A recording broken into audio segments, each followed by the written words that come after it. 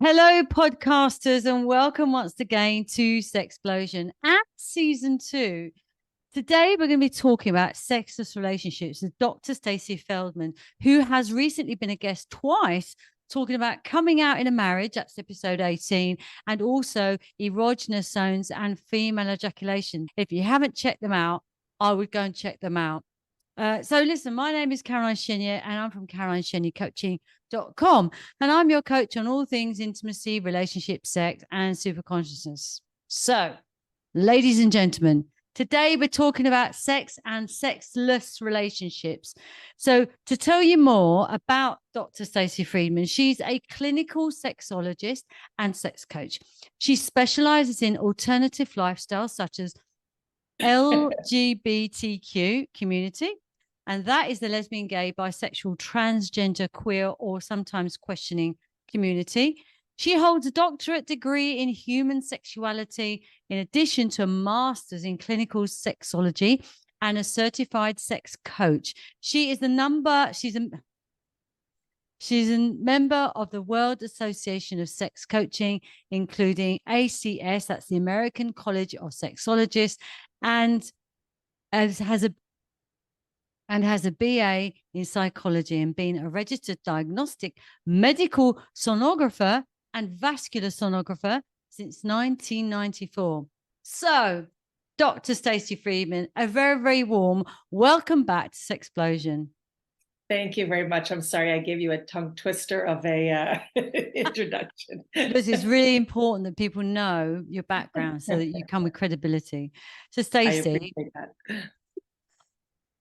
I've got to tell you that on my TikTok page on Saturday, I posted a video called Stuck in a Sexless Relationship ? Since Saturday, I have never had so many messages. I've had about 48 messages and they're still coming. That's 48 yesterday. I've had at least 10 to 15 more today. More comments in the comments section. And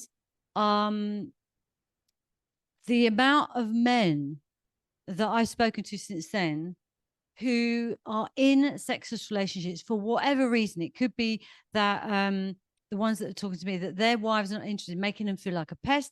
They're feeling absolutely crap. In one case, a man is being told that he's too big, but he was fine at the beginning of the relationship. And after 8 months, she decided that he was too big. So what I'd like to do, Stacey, as you are a sex coach and all the things I mentioned earlier, I'd like to get your perspective, please, on sexless relationships.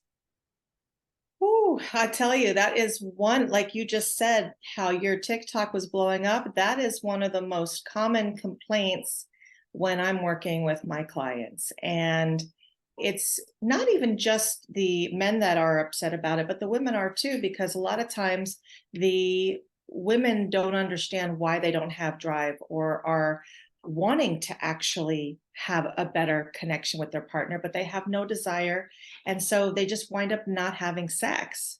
And so even though, yes, it is one of the more common complaints from men, I do get a lot from women saying, I wish I could be more interested. So it is very, very common, whether it's sexless or even just low sex. Yeah. We kind of consider sexless marriages as or relationships if you have not have sex more than once in every 6 months. And there's people that go 2-3 years. They go longer than that. But I try to get people to listen. If you have not had sex once in 6 to 8 months, and you do want to potentially continue having sex, to go get support. Yeah, because there are some men that have spoken to me in these last few days. They've had 50 years. One had 50 years of not having any sex. One's had 10 years, 7 years, 8 years, 15 years, you name it, 20 years. They've all come to me and just said it's really pulling them down. So right. What I'd like to ask you is that when I've had, I've talked about this a lot, but I'd like to hear it from your point of view. And that is that always in the beginning of a relationship, it's always crazy. I mean, the one that was telling me that he's suddenly too big for her, I think he's in a cone shape. That's why he's saying that the entrance of the vagina gets too stretched. But you know what? I suggested he goes and she speaks to a gynecologist, because that stretches for a baby, right? So for his, It goes back. It goes back. Yeah, but she said it's painful anyway. So he was saying at the beginning of their relationship, and like most all relationships, I mean, there are a couple of men that said, one said he had sex on his wedding day and that's it. That was 4 years ago.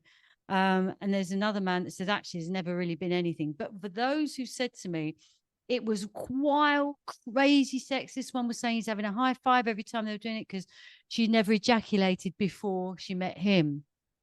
So can you explain what is it that diminishes that euphoria feeling at the beginning of most relationships? I mean, that's just biology, it's nature. I mean, usually you're going to have the first 2 years where it's kind of like considered the honeymoon phase.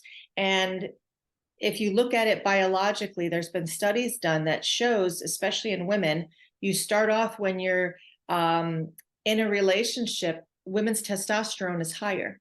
And as they've done studies and tests, they've noticed that once you get to that 2-3 year mark or whatever, you start getting lower testosterone, which decreases drive, and more oxytocin, which actually increases that love hormone and allows you to connect. And so that a lot of times will keep the drive a little bit lower just because the hormones are different. And men at the beginning, you have that chase and you have that adrenaline going, and even women with the adrenaline.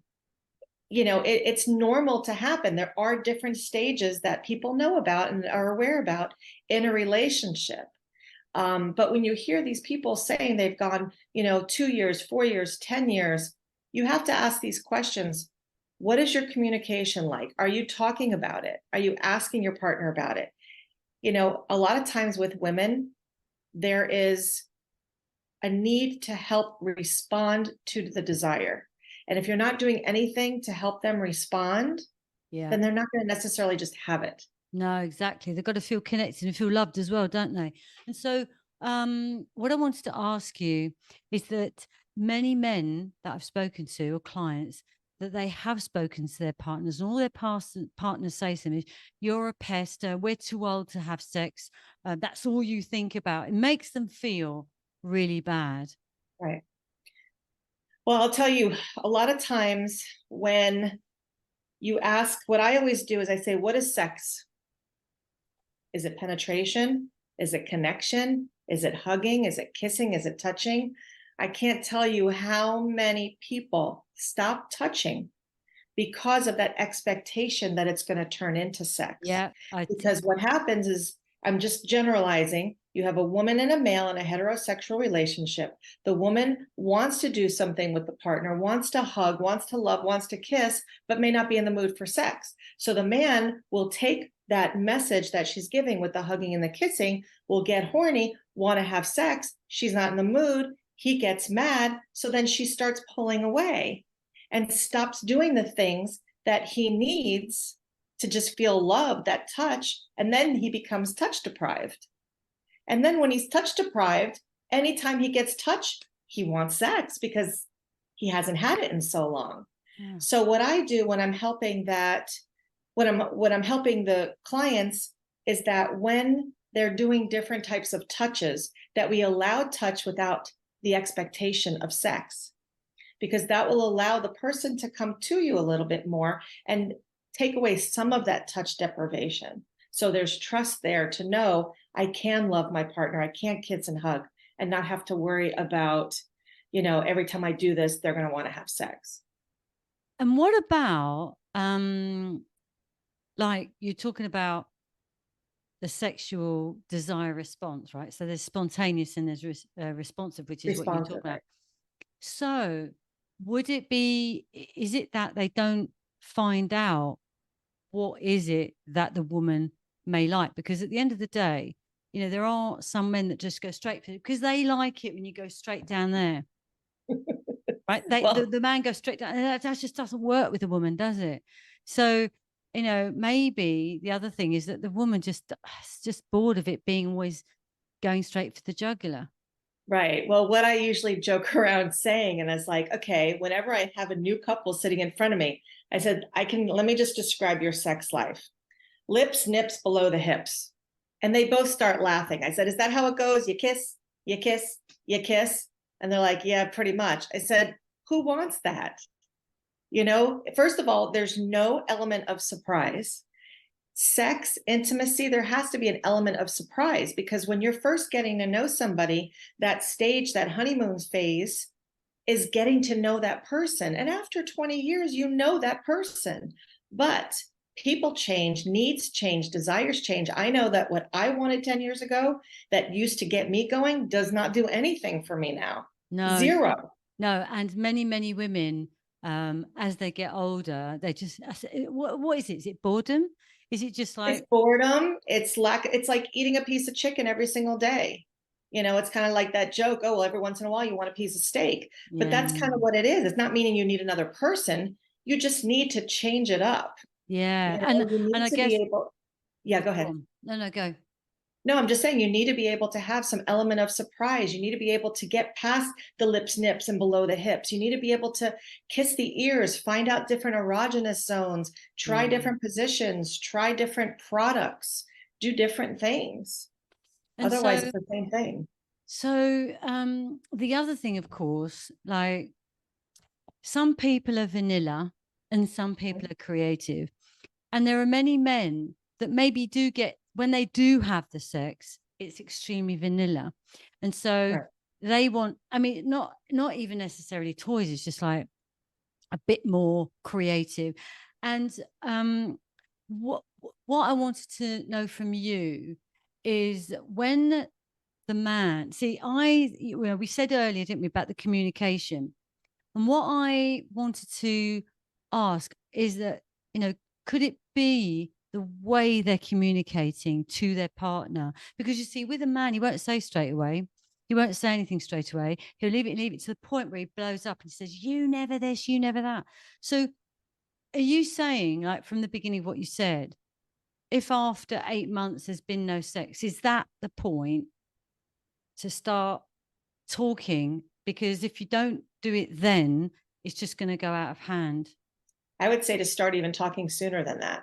You start getting, to a place where as soon as you feel like, okay, it's been 3 months, it's not that I'm missing sex per se, because a lot of women may look at men when they say they want sex, they're saying, we haven't had sex in a while. But what does that mean to a man? It means I haven't felt loved in a while, many times. And so the way that the men are communicating it is a turnoff for women. And it's a way of a woman to just say, all you want is sex. No, they want to feel loved. They want to feel supported. They want to feel attractive. They want to feel sexy, just as a woman does.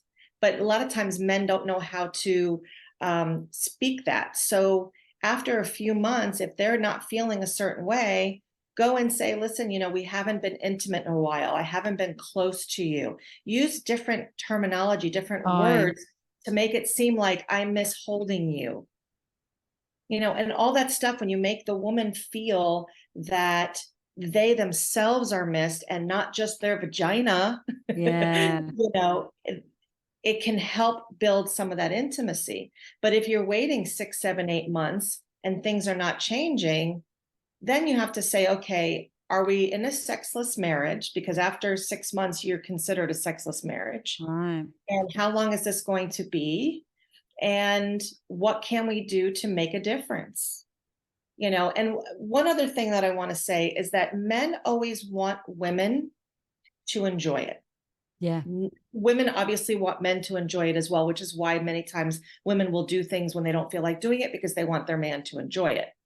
But what happens many times is the man expects the woman to be so overly like, oh my God, this feels so amazing. Oh God, I want you. Like, so sometimes so into it when they're not necessarily into it, but yet they're more than willing and wanting to connect, that pressure that they're putting on their partner for that over exaggerative desire, they're like, well, if you don't feel like it, then never mind.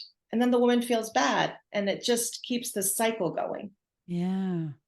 So sometimes it's important to understand that just because, you want to go to the ball game and you want your wife to go, She may not want to go to watch the ball game, but she's going to go because she knows you enjoy it and you still have fun. Same thing if you go to her for a girl sappy movie. You're going to go because you love her and you're going to have fun because you're with her, but you don't have to be like, yes, we're going to go see a girl sappy movie, but you can still enjoy each other. And that's kind of the same with sex. Does that make sense? Absolutely.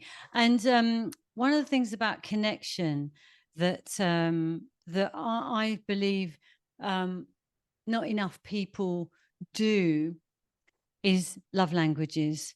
So Right. yeah, so for the woman to feel loved and to feel connected to even start the process off, they need to either hear "I love you, darling," or maybe touch, or maybe, and not touch down there like we said, right? Gentle. I mean, honestly, Not the grabby, let's, no. And you know what? honk. I'm typical responsive now, wasn't before. During my sexual peak, or I was spontaneous, but now and I think it's something to do with the menopause as well. That's just like kind of really calmed it right down. And to be honest, I was on this 100 mile an hour sex train for like 8 years. I just couldn't get off that bloody train. And then finally I got off and thought, oh, thank God for that, because it was just hell on earth for me. I really enjoyed it, but it's like I was having this craving. It was ridiculous. It's like the Right. dopamine was going crazy, So, yeah. So, I mean, I was lying in bed and my husband was just nice, right? He was just like, caressing me like that. And I was thinking, oh, this feels really nice, but I don't feel like it. But I'll let him carry on because it feels nice. Suddenly, it all just came awake. It Yeah. was amazing. I think, yeah, it was just, and I know that many women will be the same as me on the globe. So I think when men and women, because obviously, yeah, I've had, although most of my requests and my messages were from men, I did have a couple of women, and I think that understanding these two different sexual desire types makes a massive Right. difference. You understand why she's moving away, because you're not touching her as she needs to be touched, right? Right. No, that love language is very important. And, they have the typical, Gary Chapman 5 love languages, but you have to kind of figure out your own because not Yeah, yeah, everybody yeah. always fits into those, categories. But what you had said, I'll just give you a quick little story. I'm usually pretty ready to go all on. But like you said, with menopause coming around, things have slowed down a little bit. And I know that before you could just look at me and be like, okay, yes, I'm ready. Now it's like, I need some more of those touches. I need some more of that time. And I remember during the day we had talked about it and we were all excited to do it in the evening. And the evening came and I was like, oh shit, I'm like too tired. And so he starts kissing me and I was just kind of like, oh, I'm so not there. But I said, I love kissing you. I said, are you okay if we just kind of just kiss tonight and hold each other? And he's like, yeah, of course, of course. You just said earlier, but no problem. If you're not ready, I'm like, no, okay, fine. So we just kiss. And if you allow your mind to open up and just appreciate being in that moment of that feeling of being touched, that feeling of being kissed. I remember we were just kissing. And even though he had an erection, he did not try anything, didn't have to do anything. We just laid there. And as I'm kissing him, all of a sudden I'm like, take your clothes off. He's like, what? I go, take it off. I'm ready. He goes, you just 5 minutes ago said you just wanted a kiss and now you're ready. I go, just be quiet. Let's go. Exactly. Be quiet. That's another thing, Because isn't it it? allowed me to be in the moment, to feel that touch, to appreciate what my body was feeling without saying, oh God, he's going to be mad at me. He's going to get annoyed. Tomorrow he's not going to talk to me. He respected the fact that I just wasn't there. So if you allow yourself and if you Yeah. allow your partner to just appreciate what they need. But what was great is you communicated that and you told him how, Absolutely. yeah, you see, that thing. And of course he goes, yeah, yeah. But see, most women would just push away or something like that and not Right. just, But I want him to know I love him. I love kissing you. yeah, I love feeling you. But I said to him, I just don't, I don't have the energy for the intercourse and the sex. So I still made him feel valued, yeah, attractive, sexy. And that's what happens. Exactly what you said. The women may push the man away. No, I'm not interested. What they hear is, you're not sexy. You're not good looking. I don't love you. I'm rejected. Exactly. Yeah. There's, Exactly. yeah. And, the effect on a man and a woman, but my audience are mostly men, the effect on them is completely detrimental. It's the They're just ego. crushed. Yeah. They're just crushed, aren't they? And of course, their energy, their whole feeling is just so bad that actually they're projecting all the wrong things. And in actual fact, they end up being a different man to what the woman. I mean, she'll be different as well. I mean, we all change as we go through a relationship, but Right.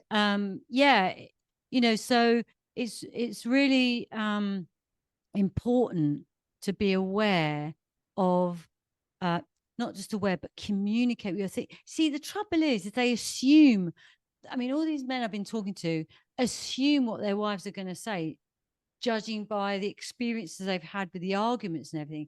But I say to them, it's probably the way you've approached it, Right. although some of them have said, yes, I have told them how I feel. And they've said, well, you're not a man, you're a wuss, you're a pussy. It's just so unfair, isn't it? And so Yeah. rude, so Yeah. disrespectful.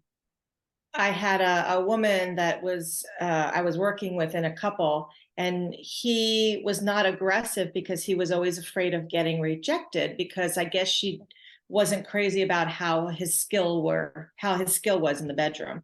And I remember she had said to me, she goes, so I just told him to grow some balls and things like that. And I go, whoa, whoa, whoa. It's I never so don't nice. ever want to hear you say something like that So to your partner derogatory. again. You are totally purposely trying to deflate his ego, and that is not going to help your situation with his confidence. No. All you need to do is help with letting your partner know that you still love them, you're attracted to them. That's not that you don't want to do anything with them, you're just in general don't want to do anything, period. And it's still nice to be able to give them some of that affection and some of that touch, as long as the man understands the boundaries and saying, if I want some of that touch, I have to allow it without that expectation of sex. Yeah, that's it, isn't it? And especially with those couples where there's been like no massive disconnect with intimacy, even just touching, holding hands, kissing, all that stuff, is that it's a slow process, isn't it? They can't Very just jump slow. straight back in there again. What Yeah. would be your advice on that? Well, I've had people say, I've been doing everything that you told me for the last 2 or 3 weeks and nothing's changed. I'm like, it took you 2 years to get to this place, and you can't expect in 1 month. The thing is that you have to build trust again. It's not like anyone had an affair. It's not like anyone hurt anybody, but that trust of knowing that the touch is going to be accepted without expectations, and that the person is loved no matter what they do. If the woman knows that no matter if she has sex or not, she's still going to be loved, then she's going to be more likely to allow herself to connect better with the partner.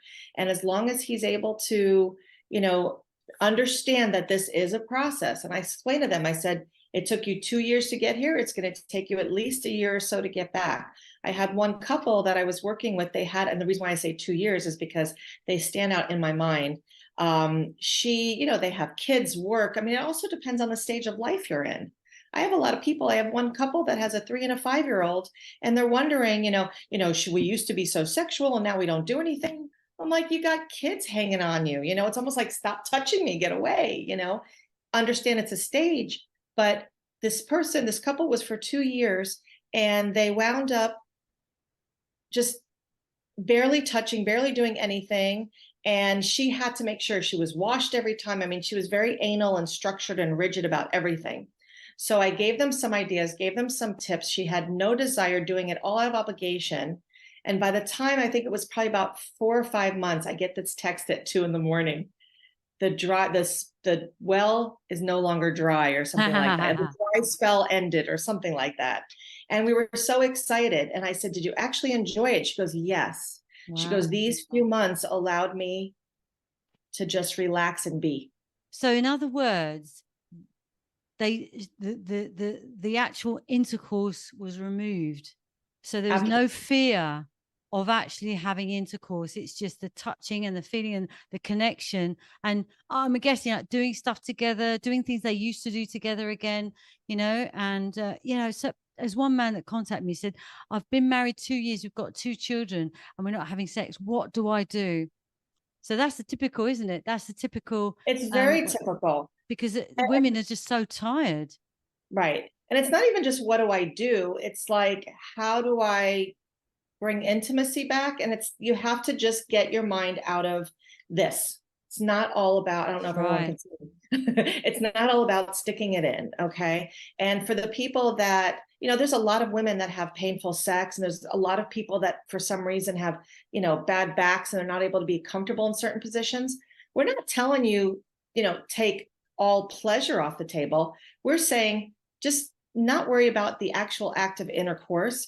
For some people, it could be very draining. It could be painful, but focus on touch, focus on relaxation, focus on, you have so much stuff going on in the world that time together should be peaceful, should be relaxing, and allow yourself, maybe just use a toy. Or if you know that you're not interested, there's been times where I'm just like, it takes more energy for me to have to concentrate on having an orgasm than it is to just help my partner. And so many times I give that suggestion and they're like, yeah, but then she's not happy. And the woman is like, I'm happy. Right. And men can't sometimes understand that women don't necessarily need to have to go through the whole process to feel good. Yeah. I love when I see my husband's face when I give him an orgasm. And he would say to me, do you want anything? Do you need anything? I'm like, no. I'm like, that was hot. That was beautiful. I loved kissing you. I want to go to bed. That's my orgasm right there. Just Excellent. Going to sleep. That's so good. It's just being open to different possibilities in your relationship. So with the forgetting the intercourse bit, right, to reignite intimacy, I think it's very important, because we know because you talked about Gary Chapman, John Gray's book, when Men Are From Mars and Women From Venus, where it's, yeah, I've got it somewhere as well. It's the first book I ever read on relationships years ago. And he says in there, like you've pointed out, that the penis is what feels love. So one of the other things I guess would be very important is to make sure, if that's not going to be on the table, to make sure they make their partner feel like they're loved, because that's what's happening with all these men. They're not feeling loved. They're feeling unlovable. They're feeling like there's no hope at all anymore, that they are just not worth anything, got low self-esteem. And it's such a shame, isn't it? Because they've got so much to give, but they just suppress everything because of the way they've been, someone's been behaving with them. It's true. And a lot of times you might bring up the conversation of we're not having enough sex. The woman might be looking at it differently. Counseling, coaching, therapy, all these different things are things to look into. There should be no shame in trying to get support and trying to learn some of these ways to be able to feel good, feel loved. And also, listen, this is not for everybody. So, don't go right ahead to your partner and give them this option. It's a very tricky thing. I know what you're going to say. I've been saying this. Yes, there's always options to say, listen, we've not been in a sexual relationship for 4 or 5 years. It's something just important to me physically that I need. I love you. I don't want to be with anybody else. What are your thoughts on an open relationship? What are your thoughts on, just allowing, you or I to go do something that we need to take care of and then be back together and live a happy life? There's people that do that. You're quite there's always right. options. Yeah, you see, we've all been given no choice. Monogamy, that's it. We're born into this world where we say it's monogamy, monogamy, monogamy. That's for like certain people, but we're all different, aren't we? We've all got different sexual needs, and to be pigeonholed into this little box called monogamy and force yourself to be with one person when actually, like, polyamory might be better. Have you ever watched New Amsterdam on TV? It's the hospital drama. Oh, no. We really got into that. And at one point, obviously they got the stories about all the different patients, but this particular patient was in there, and this woman came to see him. So they said, "Oh, is Mr. Blah Blah here?" He said, yeah, he's over there. Then about an hour later, a man came and said, "I'm looking for Mr. Blah Blah." He goes, the doctors go, "He's over there." And he went in and he kissed both, or the man and the woman, the patient and the woman. And if that wasn't all of it, a young man comes in. He said, "I'm looking for Mr. Blah Blah." He goes, "Yeah, he's over there." And he went and kissed all of them. So that was a polyamory relationship. And it was really good to see it on the telly, because that is an option that people are like finding very difficult to even think about because of our conditioning, you know? So it's a shame. Well, that's what it is. It's religion, it's culture, and there's just shame in it because that's what society says. Society says we're supposed to be a monogamous world, but I'll tell you, that's not how you're born. No. You know, and that's why there's so many. What do they say? I don't even know the statistics, but at least I'm sure 1 out of every 2 marriages has somebody having an affair. You know what I'm saying? I mean, it may not be that high, it may be higher. I don't know. No, it is quite high, but that's infidelity, isn't it? That's not but that's right. But that's just because we are not necessarily communicating the right way. Listen, that doesn't mean you have to be. Just because you desire someone else or want someone else doesn't mean you have to go have somebody else. But if you are in a relationship where it's sexless, you're not communicating properly, you're not getting your needs met, you know, people will, if you're not getting your needs met financially, or you're getting abused, or all these different things, there's reasons why people want to be out of a situation. So if you could talk about it and think, okay, what are my options? And does it matter what society thinks? exactly. There's a very famous woman. Do you know Wednesday Martin? Yes, I do. Yeah. Okay. So she says, I can't remember what therapist that she talks about in her book, but she says that this therapist talks about it like tennis. You go and play with players and then you come home. It's as simple as that. You're not going to run off forever by playing with other players. It's literally to serve a need. And there's one man, the one who said he hasn't had anything for 50 years with his wife. I said to him, "Oh, tell me how have you managed to deal with that?" And he said, "Well, I got my therapist outside of the marriage." So, I'm not saying everyone should, have infidelity, right? Because infidelity is cheating, and that, if she doesn't know about it, it doesn't hurt her. But I think if it's a consensual non-monogamy relationship where you actually agree, and you know everything about it. And in fact, there's one man, when I was doing my live on this, I got 7,500 people watching when it was a sexless relationship one. And one man there said, I've let my wife have a boyfriend. He said it works perfectly. He said she doesn't bother me because he's obviously got the avoidant kind of attachment style, and she goes off and does that, but it hasn't ruined the atmosphere, hasn't ruined the house, it hasn't ruined the family, hasn't ruined the lifestyle. And if couples can agree with that, then that means that it's all harmonious. Because the trouble is that when you're not completely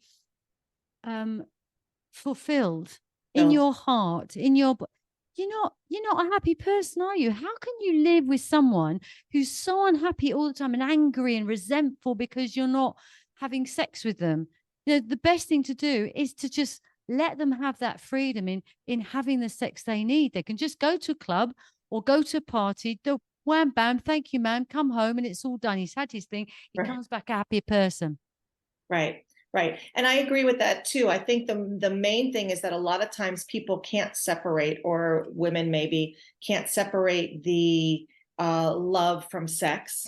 And I think that when they see, let's say, their partner, to allow their partner to go outside, they automatically think he's going to fall in love with someone else. And then I'm going to be left. And yes, that is possible. But that just goes to show you that it may not have been right. It may not have been meant to be, or maybe that time has come.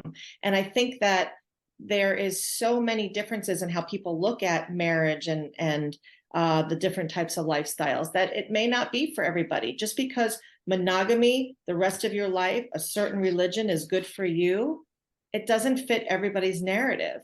Doesn't. And so you hope that you find the partner that you're going to be with forever, and you don't have to worry about all that other stuff. But there are other options. And if you are not, and I had one lady, she's like, no, she goes, I just have no desire. She goes, and I said to her, I said, well, why are you so closed off to him going outside? You're in your 40s, your mid 40s. You're too young for him to live 40 more years, but you don't want to get divorced, but you don't want to open it up for him to get some satisfaction elsewhere. And she's like, because she's like, I'm in this religion and it's not what we believe in. I said, but then what you're doing is you're building resentment. You're going to wind up having a poor marriage. He's going to wind up having an affair or leave anyway. Right. And is that what you want? Do you expect, if you're okay with it for not having it for the next 40 years, are you okay with, you think he's okay at 42 years old to have a lifelong of no sex? God, it's criminal. That is, to me, that's just criminal to. It's not right. So there has to be, where forget religion, forget society, forget what your parents think, forget it. Write your own story. Exactly. Make it work for you. Otherwise, you're not keeping that person for 40 years. I'm sorry. No, exactly. Not faithful. I mean, the thing is, like you said, if it's not going to work, it's not going to work, whether they're doing an open relationship or not. They'll do it anyway if they really, a lot of men, the majority of men that have come to me have been totally faithful to their wives. They're just, oh yeah, they majority of them, yeah. So they won't go anywhere else. But those that are, when I say sensible, the ones that do think about themselves, because even that one I was telling you about, the example I was telling you about, where the man was saying he's too big for her now after 8 months. They've been together for 2 years, but the first 8 months were fine. And now she suddenly says he's too big. He's blaming himself. And I said, no, you're fine. You never had that problem before with anybody else. So, she's got to stop blaming him, because for him, there's a big gap now.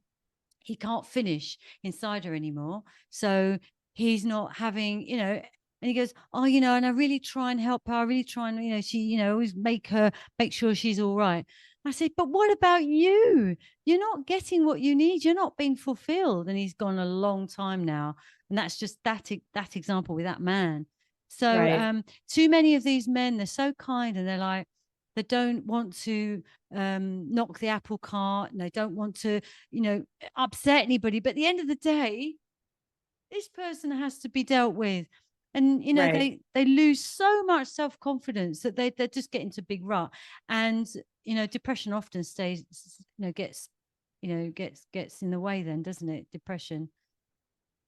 Yeah, absolutely. And a lot of men don't get help for depression because they feel less of a man. They feel like it's not, it's wimpy for that. If anything, the more vulnerable you are, the more open you are, the more manly I think you are. Well, exactly.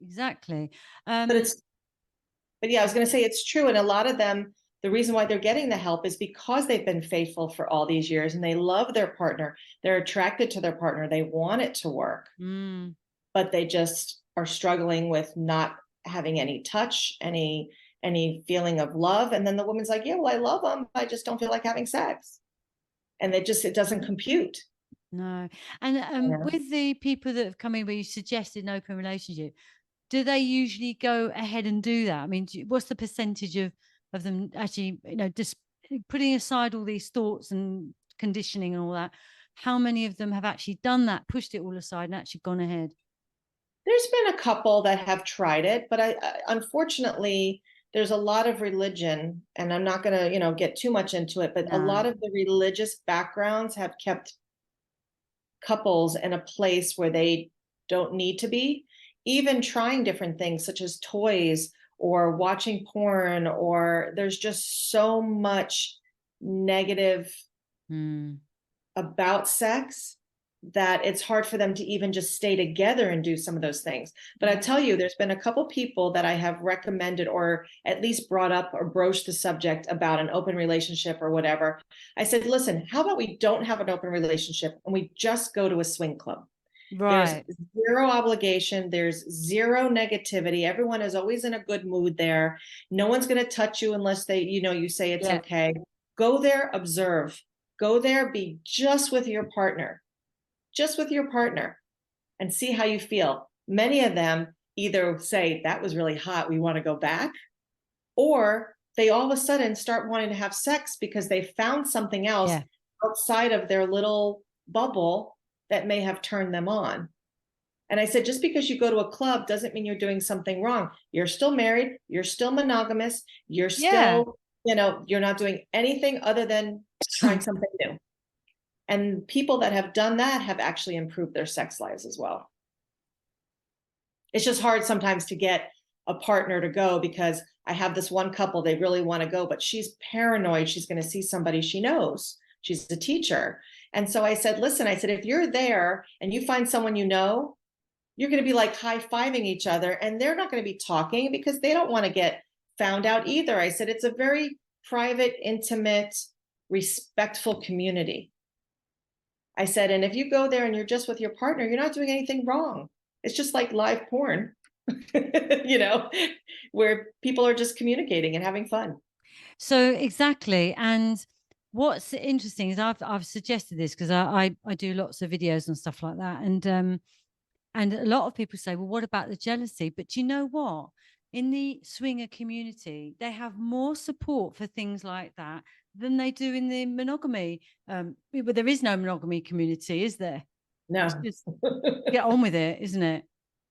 Yeah. So there are even cruises for swingers. Oh, absolutely. And the thing is, you see, I like the idea of this. I've actually been to swinger parties as a single girl before I met Greg. But the fantastic thing about that is that for these women, it's exciting, because I'll tell you a story, actually. This is one that Wednesday Martin said, right? And she's with a woman called Whitney. They were talking to do a podcast together. And she said that there were these two men that wanted to dabble in swinging. So they approached their wives, and at first they're like very angry women. Oh, you don't want to know why do you want to do this? Aren't we good enough? All the rest of it. No, we just want to try it out. So they agreed, and they went off to swinger parties. Women had an amazing time. They were just having a ball. And the men said, hey, hang on a minute. Let's reel these women in a bit now. And the women said, be careful what you open up. No, they said no, because it's the mystery. It's, how's this man going to do this? It's like all spontaneous and surprise, like you were talking about earlier. And the elements. So and I remember with the very first party I ever went to, I was really scared, actually. I was hiding behind the bedroom curtain because I wanted to see how everyone was, how it went. Anyway, I eventually came out from behind it, and this man goes to me, he's pointing to his wife, who was up against a chest of drawers, just like that, and she was in a doggy style with this man, and he pointed to her and he said, I love to see my wife being fucked. And I was like, wow, that was like so weird for me. I'd never seen anything like that before. And but there's cuckolding as well, isn't there? There's all sorts of different stuff, and it's all a bit underground, but I think it's slowly starting to come out a bit now, where people are starting to consider that even dogging, dogging, I don't know if it's a different name in America. Are you in America or Canada? I can't remember now. I'm in America, United States. Yeah. Okay, so I don't know if it's called dogging, where you can go and watch people in a car park just doing it. You look through the window of the car. It's a whole parking where they're all doing it, and people can go up. So it's called dogging, and you can go and have a look. I mean, what's wrong with that? Everyone would be arrested here. Pardon? Everybody would be arrested here. Oh my God, would they? What state are you in? I'm in Florida. Oh, right. Florida's beautiful. I've been there. Horrible. Oh, what a shame. Yeah, it's not. I mean, I suppose, I don't know if it's illegal, but because it's all in the dark, it's all in these. But people know of them, especially lorry drivers. They know where they are, and they'll. Interesting. Because I did a video on this, and all these lorry drivers were writing and saying, "Oh yeah, you just need to look for this or look for that," and I'm like, "Wow, it's incredible."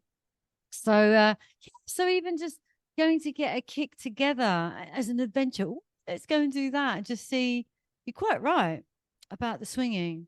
Yeah, I mean, I was in the lifestyle for many, many years, and I know that it definitely brings some excitement. There were times where we would go and not be with anybody and only be with ourselves, and then come back home and have like the most incredible sex Yeah. because you're being stimulated in so many more ways than you're used to. I mean, and you know, when you're in a long-term relationship, I'm working with a couple now, they've been together 21 years, and they fantasize and they talk about things, but they want to start bringing some of the reality.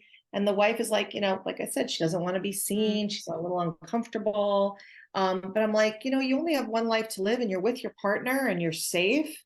Explore. Stop worrying about the messages in your mind from Yes, society exactly. and religion and the way you were brought up. Just Such do a what's right shame, for you isn't and your it? partner.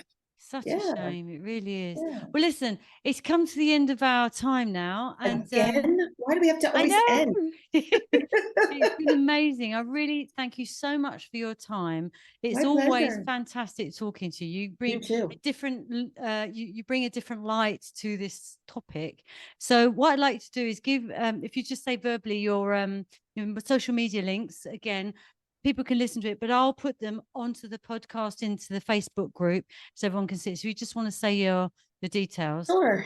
You can find me anywhere where it says at Dr. Stacey Friedman, DrStacyFriedman. I'm all over on TikTok, Instagram. I don't do much on TikTok yet. I'm working on that. Yeah, But do. Facebook, you know, everywhere you can find me. And then my Cool. website's drstaceyfriedman.com. And I also offer complimentary consults for people who have some Excellent. questions. Excellent. Excellent. Well, listen, thank you again. Let me just Thank tell you. everybody that, well, we've got the Sexplosion podcast on Spotify, but also in Facebook. If anybody wants to go and have a look at me in TikTok, I'm at Caroline Sexplosion in TikTok. No exclamation mark like here. No exclamation mark. Oh, I can't even do it. There we go. So the next Sexplosion is going to be sex and sexual desire styles. There we go. Not many people know about those, do they, Stacey? No, they don't. Education is always important. Absolutely. Okay. Thank you so, so much, Stacey. And we'll Thank see you again you. soon, no doubt. Sounds good. Bye. See you later. Bye.